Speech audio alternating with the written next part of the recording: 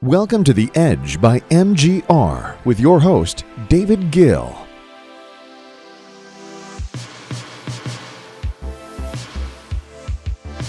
Hello everybody, welcome to The Edge podcast by MGR. Your host, David Gill here. Hope everybody's having a fantastic week as always. I certainly am.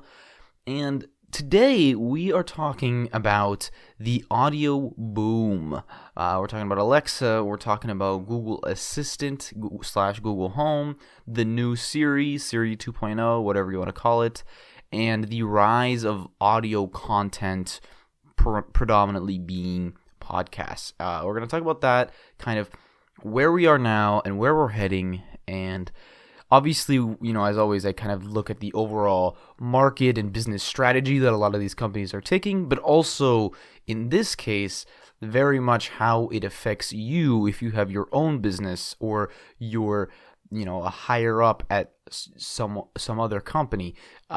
This is very important, and I wanted to have a podcast about it, chat about it a little bit. So anyways, that's what today's episode is all about. But before we get into that, I wanted to say big announcement.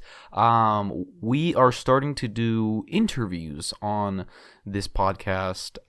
The first one will be up on Thursday. It will be Marissa's. She interviewed a surgeon. Obviously, her podcast is more about health. So obviously she interviewed a surgeon, which is really cool.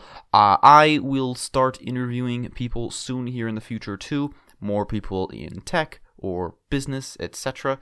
And I'm just really excited about doing some more interviews because obviously, I like doing the monologues, and both Marissa and I enjoy doing the monologues. But it's cool to have other people come on and give their point of view and not just have ourselves talking all day long by ourselves, essentially.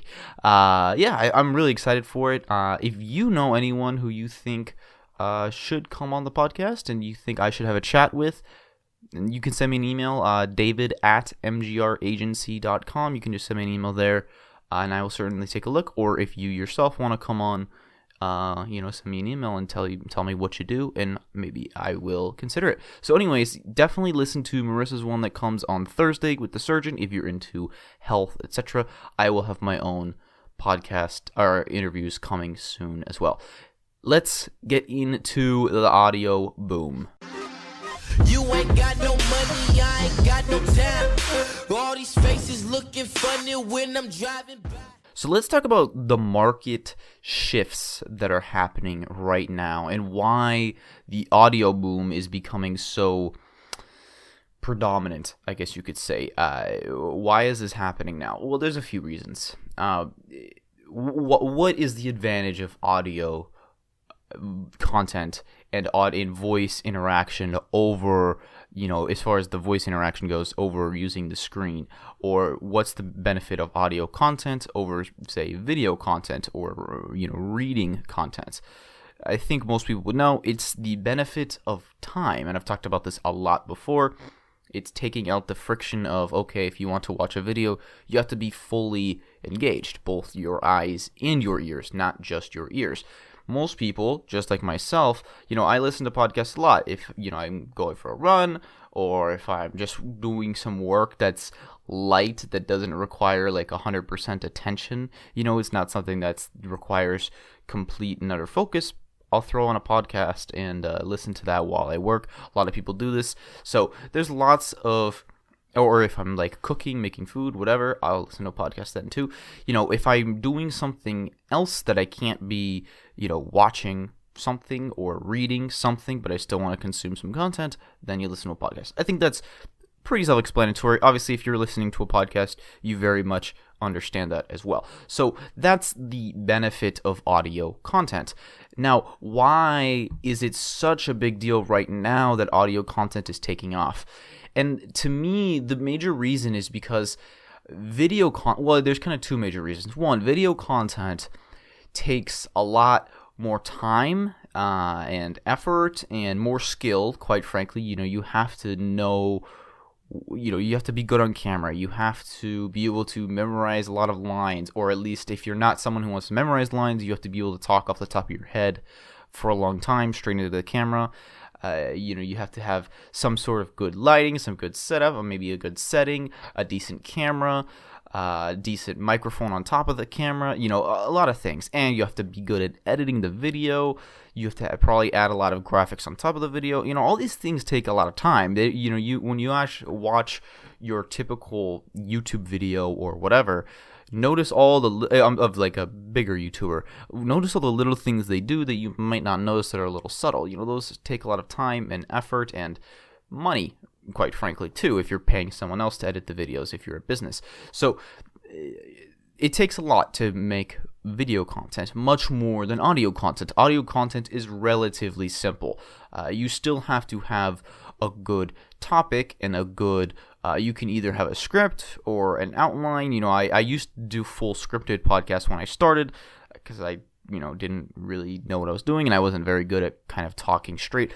But over time, nowadays I just kind of use an outline. Like right now, I just have kind of a bulleted list of topics to kind of cover, but it's not like I'm just reading a script or anything. And so depending on how confident you are, you can do it kind of one of those two ways. But you don't have to be looking at the camera. So it's not like I have to memorize my lines or memorize all these bullet points for the podcast, or if you don't want to memorize for video, you can get a teleprompter, but obviously those are not cheap either. Again, more money. So that's why podcasts are a little easier to do. All you really need is a decent microphone, which don't cost too much these days. You can get a good microphone for $50 to $100, not a whole lot of money. You don't need some fancy camera. You don't need any of that stuff, and the editing is much easier too. I don't have to add any special graphics or anything because obviously there's no video. I just kind of chop up the audio. If there's pauses or sometimes I'll cough or something and I'll have to cut that out, whatever, but there's not a whole lot of editing that goes into podcasts either. So it's much easier to create. So that's one thing. But the other major thing is that video content is becoming more and more competitive by the day. And before it seemed like online video content was competitive between the smaller creators. So yeah, if you want to be on YouTube, there's a ton of competition from other YouTubers, but you can compete. It's a relatively even playing field. There's not too many people who have a huge advantage, and especially if you're a business going against independents, well, you probably have a little more money and backing to push content and higher quality and spend a little more on better equipment, etc. Nowadays, that's not the case because you're not competing against some YouTuber in his bedroom. You're competing against Netflix and HBO and pretty soon Disney's new streaming platform and live sporting events. That's what people watch when they have the time these days, right? So when you have the time to sit down and be fully engaged with video content, you're going to want to watch Netflix or HBO or some sport or whatever, right? You're not going to be, it's less likely that you're going to be watching some random person's YouTube video or some random company's YouTube video. You might, but it's not very likely is my point. And most people look forward to the time in their day where they can sit down and fully engage with content.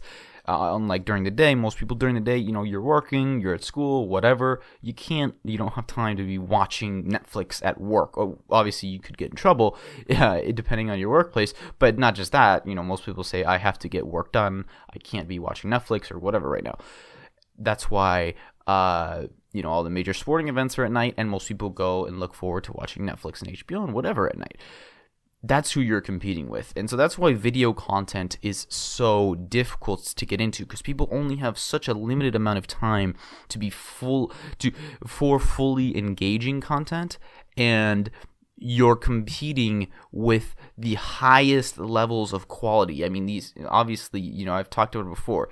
HBO, Netflix, all these companies, they're spending billions on their content. I don't know about you. I don't have billions of dollars to spend on my content, so I can't really compete with them on that front. But where you can compete with them is on the audio front, because there really is no major audio media companies out there. I mean, there's a few podcasting networks or whatever, and they're popping up, but none of them are anywhere near the scale of a Netflix or HBO or anything like that. There's no one, not even close. So that's really why. It's the consumer demand shift. It's people have more time to listen to podcasts during the day, and that time for content wasn't really being fulfilled and is now starting to be fulfilled by many people who are creating podcasts. But the time where they did have the traditional time to consume content has become more and more and more saturated as far as the nighttime consumption. But the daytime consumption was very underserved, and now it is becoming served with the rise of audio content. I hope that makes sense. So anyways, that's kind of the consumer demand shift. Let's talk about some of the market players, and that's on the audio content side. Now on the voice application side, it's a very similar thing. It's about not having to actually use a screen. If the smart assistants and smart speakers can get good enough, you won't have to pull out your phone and browse and scroll and do all this. You can just say, a few words, and whatever you're trying to do, what would take you 30 seconds on a phone will take you 3 seconds with a voice assistant. That's kind of the idea there. So it's same thing, just saving time. It's all about time. So the first market player I'm going to talk about is actually Apple. I'm going to get into Amazon and Google. They're the biggest, but I want to talk about Apple first because they're really getting into this. They really understand where the market is heading as far as needing to create a voice platform for their products if they want to continue to be able to compete. Siri was always on the back burner for Apple for years. They came out with it with the original iPhone or some of the first few iPhones, and I remember first using Siri myself, and it was really cool years ago. But since then, many other companies have come in, like Amazon and Google, and made much better voice assistants than Siri. Siri has always been, kind of for the last few years, the redheaded stepchild. They're not nearly as good as the other two, and Apple doesn't really pay it a whole lot of attention. But now they are giving Siri a lot of attention. Again, they're putting Siri back on the forefront. They expanded the team. They hired a lot of top tech talent from the Valley and brought them in. So obviously, if they're willing to pay top dollar for some of this talent, it means that they're expecting to get a return on that dollar, which means that they are expecting a very good Siri 2.0.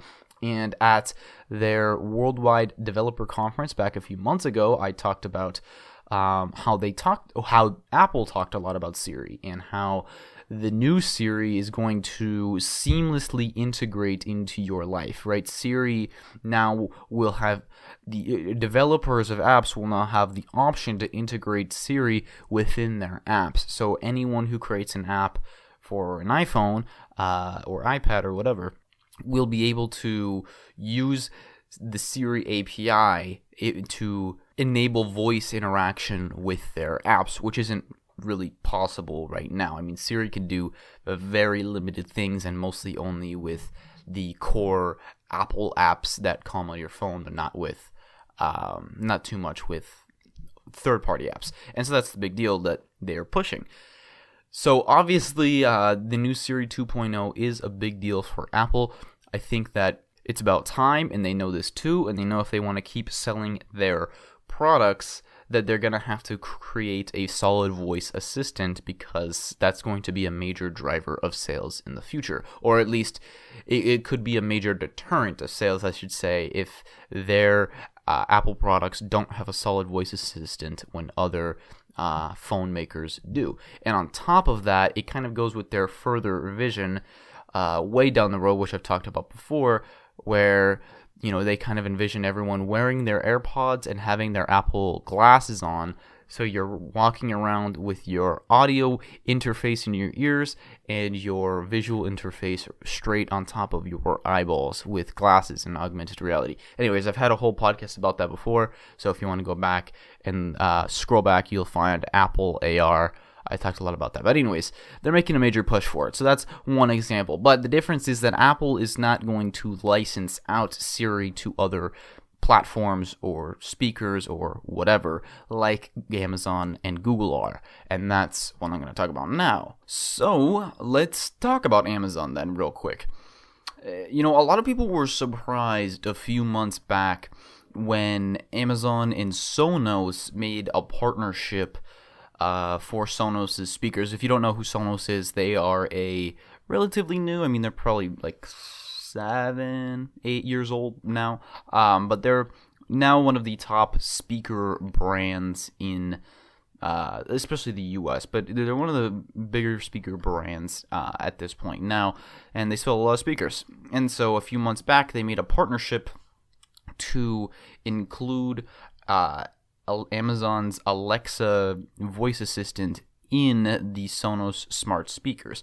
Now, what I mean by a lot of people being surprised is they thought, why would Amazon want to give up? Because they compete directly with their own speaker devices, their own Echoes and Echo Dots and everything else that they sell, right?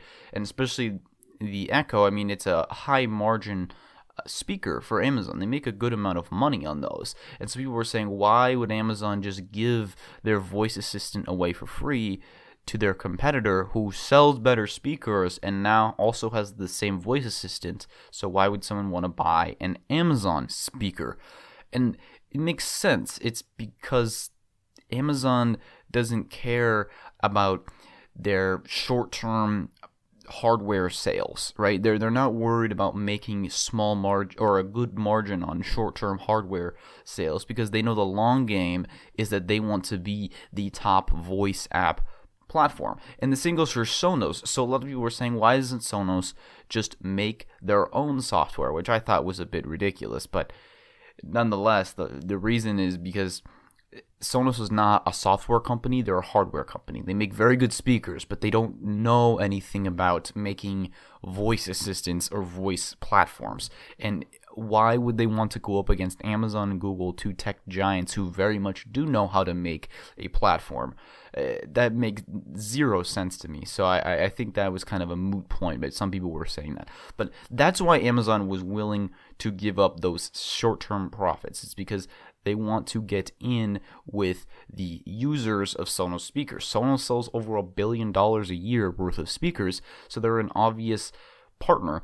You know, they needed to make their speakers smart to compete in the market, because consumers now want smart speakers that they can talk to and say, hey, play this, play that, instead of having to pull out their phone and do it.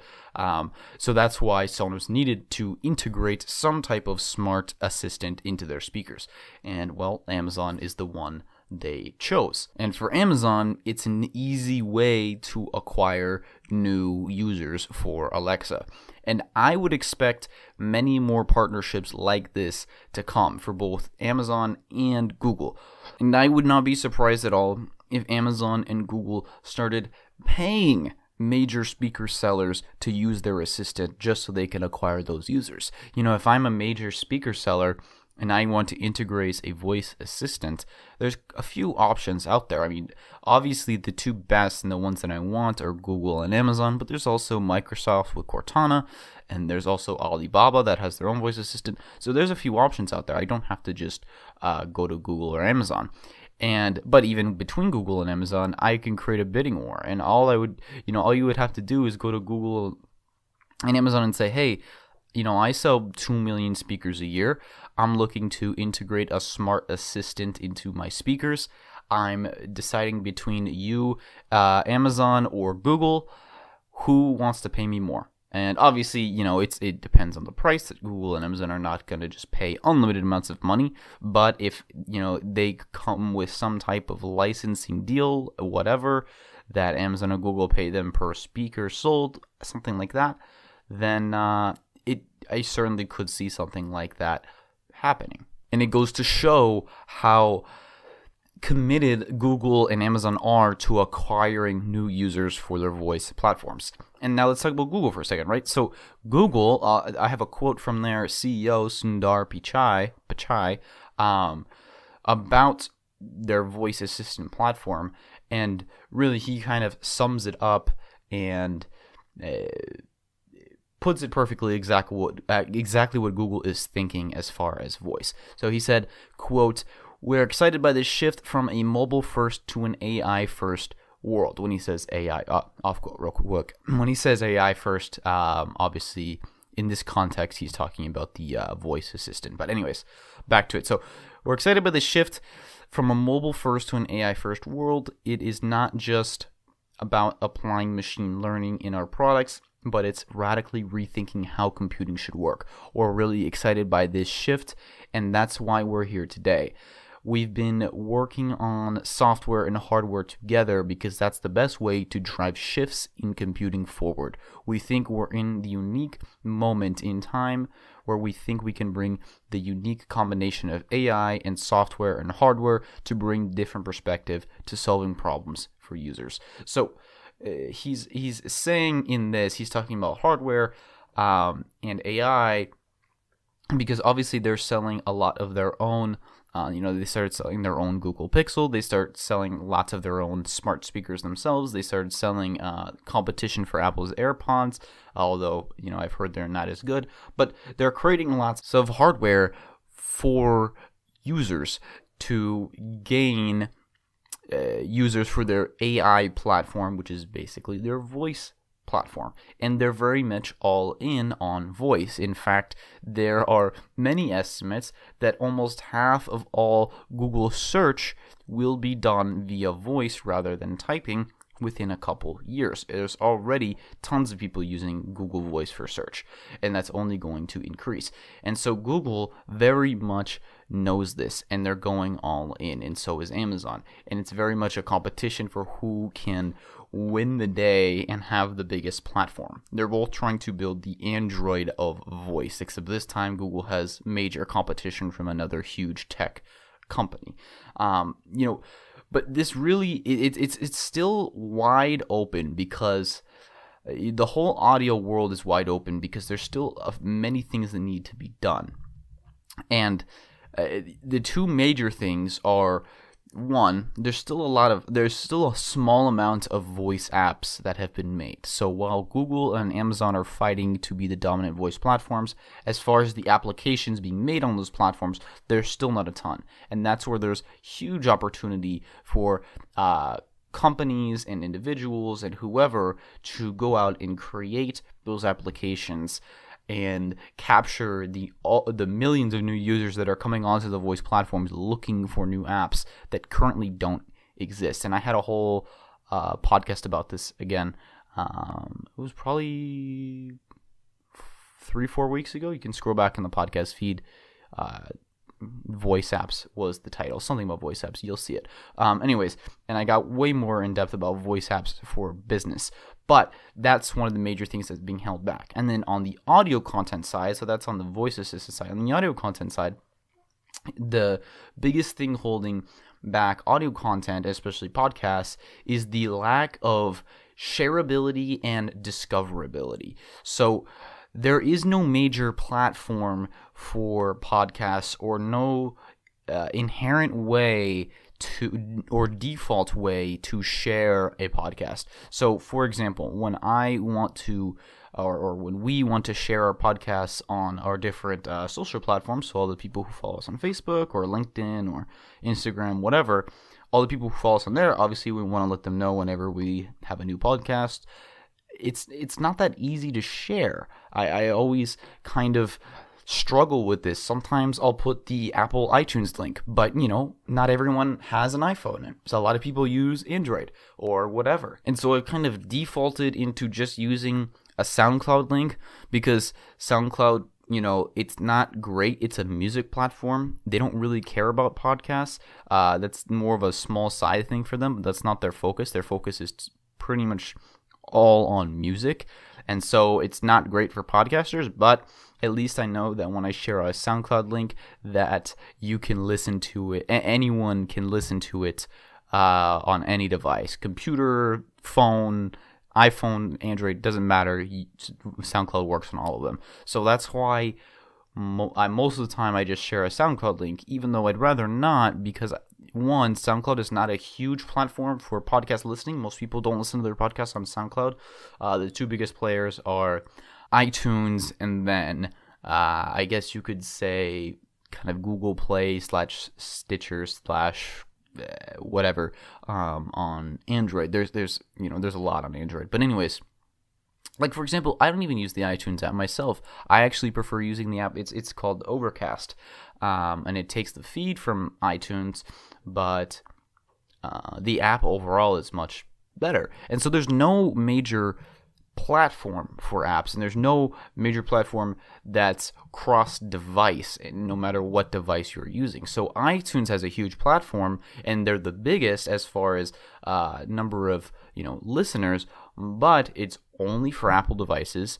And as far as sharing and discoverability, there is none. I'm going to give you the example of YouTube. YouTube is the reason YouTube works so great for video is because discoverability is really easy. You can search for videos and it comes up very quickly. Searching for certain podcasts and certain topics isn't really that easy. It's not that simple. Like you can do it, but it's a little clunky. It's not very intuitive. You kind of have to I don't know. I mean, try searching for a topic on the iTunes app. It's not really that good compared to searching for a topic on YouTube where you find a million videos instantly.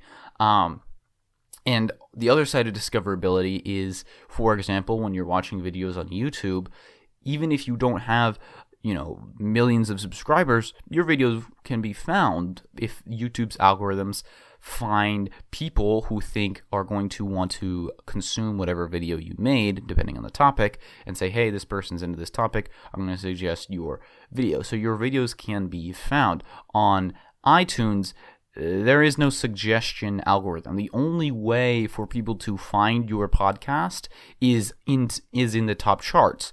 But guess what? You have to be in the top charts, which means you need hundreds of thousands or millions of downloads per episode to be in the top charts. So for all the up-and-comers in the podcast space who are not on the top charts, there is no discoverability mechanism unless you get lucky enough to be one of the featured podcasts of the week, which they choose like 4 or 5 out of the thousands of podcasts to feature. And even then, the numbers have shown that being featured on the front page of the iTunes store doesn't really do much because people don't really care about whatever Apple, their content curators decide to feature. So there is no discoverability platform, and that needs to be set up. So once someone, whoever it may be, sets up, and there's lots of companies trying to do this, but no one's won yet. Once you have a winner in the podcast platform space, and you can have this central hub for podcasts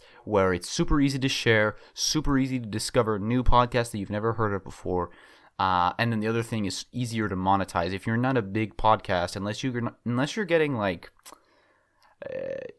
at least 10,000 downloads an episode, if not much more, quite honestly, I would say, 10,000 would be the absolute minimum to start getting sponsors, but even then, that's not a lot. But for people starting out who don't have 10,000, it's very difficult to get any form of monetization on podcasts. It's not like YouTube, where you upload your video, you enable monetization, and if you get a few thousand views, they'll pay you for that. It's not like that on podcasts. There's no auction platform for advertising on podcasts. Now, like I said, there are companies trying to create it, but no one's won it yet. It's more complicated. So there's a lot of those barriers that need to be addressed and are being addressed. It's just going to take time. Really, it's going to take time for someone to come with a really, really good podcast product, and then for that podcast product to take off because it's the best, and all the podcast consumers in the market want to start using it. So those are kind of the major things that are holding back audio and voice right now. But in a way, it's also good because there are setbacks and it's not all perfect and set up. It means that it's not oversaturated yet. It means that there's opportunity there for businesses and entrepreneurs and whoever is trying to make it in the content world and bring new business to make it. You have a much higher chance in the audio world than you do in, say, trying to start on YouTube. Now it's much more difficult at this point. And that's where the real opportunity is. So that's kind of the update on the audio and voice world. There's a lot going on. I talk a lot about this because I think over the next few years this is going to be a major shift. I've said a lot that voice and augmented reality are the future, that in, I would expect that in 5 years from now, almost everybody will be using AR and voice for everything in their lives. I think that, or I should say, in developed markets, and in North America and Europe, I think that in 5 years or so, AR and audio are going to be big. And I think that we will see a world very soon where people don't even use smartphones anymore. They're not necessary because you have your glasses and your headphones. You don't need a smartphone anymore. So anyways, that's kind of the future where I think we're heading. And certainly the short term is that there's massive opportunity for growth in the audio space. Growth both on the top end platform side for the Googles and Amazons and whoever creates the good podcast platform, and then on the bottom side, on the creator side, for people who want to gain a massive audience for the content they create. Anyways, that's it for audio. Let's get into the news real quick. It's time for the news. So, speaking of Apple and augmented reality, they just acquired a company called Akonia, spelled Akoini, a startup, Akonia Holographics. They are a company that specializes in making lenses for AR glasses. They create, quote, thin, transparent, smart glass lenses that display vibrant vibrant full color and a wide field of view image.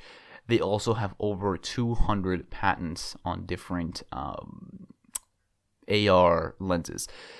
This is yet another sign of what I predicted a few months ago, and what I continue to say, that Apple sees the future as AR glasses replacing phones, and that they will have their own AR glasses out within 2 years. And it's looking more and more like I could be right. We will have to see.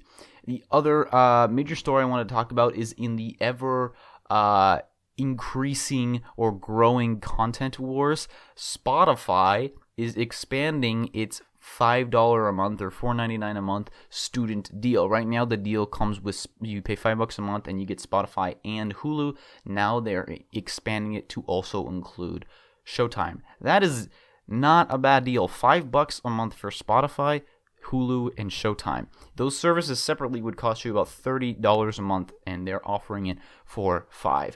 This is an effort from Hulu and Showtime. They're two smaller players in the video streaming space compared to Netflix and HBO. And then obviously, as I've talked about, Disney will be in the place soon too, even though Disney also owns 60% of Hulu now with the Fox acquisition. So kind of murky how all that will shake out. But anyways, Hulu and Showtime are clearly secondary players compared to HBO and Amazon Prime and Netflix. So bundling with a major company like Spotify, who has 72 million on their last quarterly reports, 72 million paid users. So obviously Hulu and Showtime want to get a piece of that. They're not going to be making much money, but if they can kind of convince people to see the value in Hulu and Showtime once they're no longer students, maybe they will continue their subscriptions. And then if you're Spotify, the goal is also to lock in young listeners, but also to show that it very well plans to be a Netflix-like company, as they've said before, as the CEO has said before, they want to be a Netflix type of company.